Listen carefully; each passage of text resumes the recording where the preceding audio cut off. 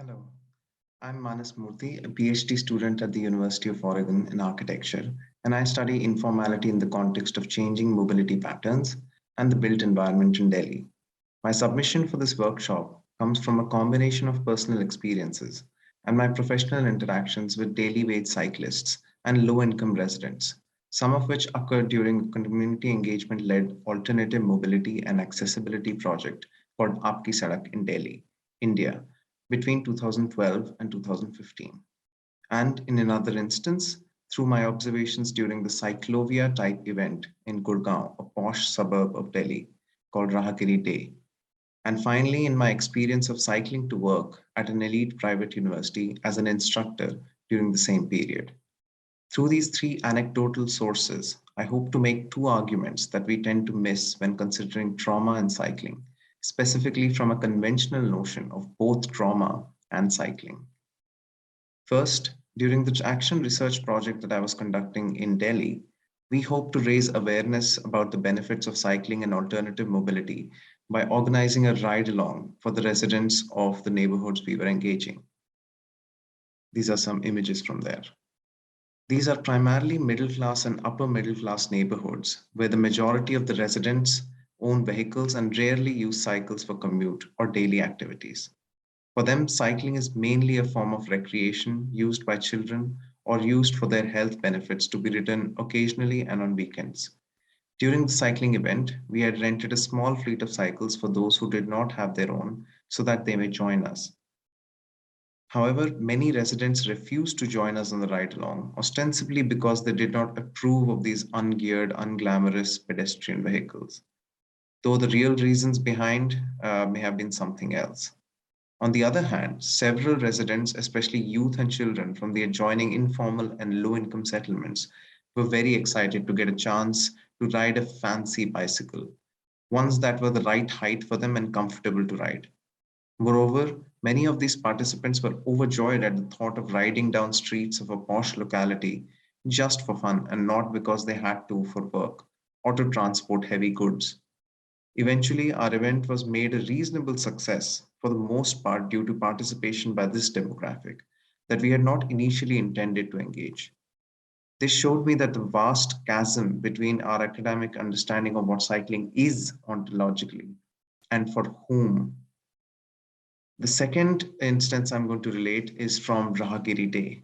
Rahagiri Day is a very popular car-free event organized along specific stretches of road in Gurgaon, initially engaging the elite residents of condominium associations.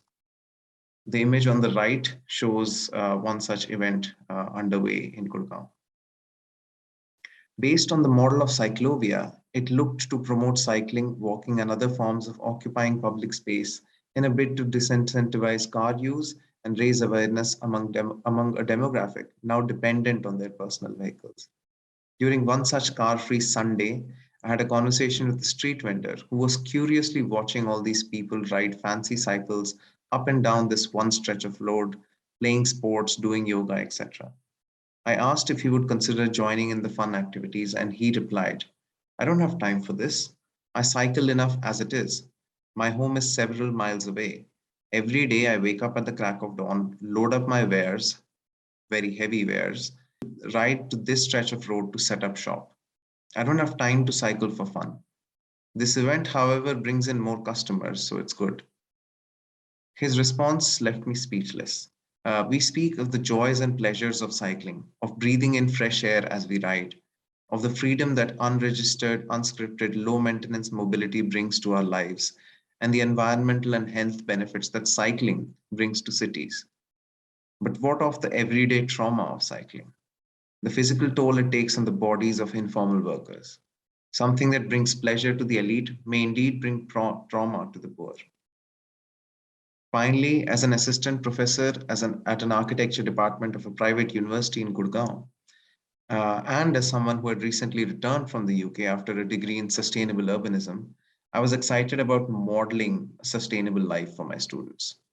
I decided to cycle to work, given that I lived only 5 miles from the university. And as dangerous and inconvenient the roads of Gurgaon are for cyclists, I was able to navigate them without injury and discomfort in part due to the comfortable geared vehicle that I rode compared to other everyday cyclists I met on the road, and partly because this was a luxury and not a necessity for me. Upon arriving at the college every day morning, I was met with disbelief and judgment from a group of security guards at the gate who could not understand why a well earning and sophisticated professor would subject themselves willingly to the trauma of riding bicycles on the roads of Gurgaon when they have the privilege of being able to drive to work. Additionally, I did not trust the cycle racks provided for the typically low income staff of the university and instead chose to carry my bike 2 flights of staircase to the faculty staff room. This performance attracted a great deal of attention and caused several incidents of friction between the management, myself, and other bicycle riding staff at the university, until eventually I had to give up riding to work altogether. My class and my station had in effect determined my designated mode of transportation, and any deviation from it resulted in trauma and violence for myself as well as others in my context. These experiences highlight to me a potential gap in the framing of both trauma and cycling that I believe is central to understanding the difference between Western conceptions of urban cycling and practices of cycling prevalent in the global South. Cycling, insofar as it continues to be associated with transport, sport, or leisure, does not account for the myriad ways in which people's livelihood necessities drive everyday cycling. Cycling for income generation or existential needs expands the purview of how we view cycling in urban contexts the world over, but specifically bring attention to the cycling practices of the global South. This subsequently has a significant bearing on the definition of trauma as it relates to cycling. Trauma, which then extends beyond the confines of physical acts of cycling and instances of extreme accident and enfolds socioeconomic aspects of cycling within its purview. Daily wage and low income cyclists in Delhi experience micro trauma daily, especially as cycling for leisure has gained popularity among the urban elite. Everything from the quality and the model of the machine to the time and day, week that one cycles, and the different geographies of cycling reflect one's class and status as a cyclist. For many low income cyclists, these differences in perceived class and status inflict a type of ongoing class violence that manifests itself as trauma that remains underexplored and unaddressed in literature right now. Thank you.